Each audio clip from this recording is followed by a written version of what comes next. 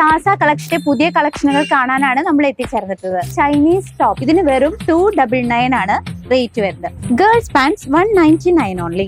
299 രൂപയ്ക്ക് maternity wear, വെറും 150 രൂപയ്ക്ക് lady shorts. Super day T-shirt 400 രൂപ മാത്രം.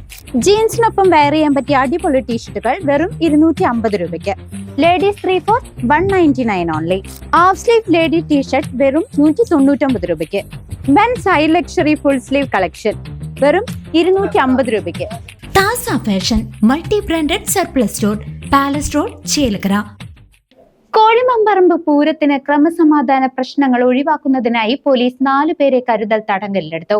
സംശയാസ്പദമായ സാഹചര്യത്തിൽ കണ്ടതിനെ തുടർന്നായിരുന്നു നടപടി.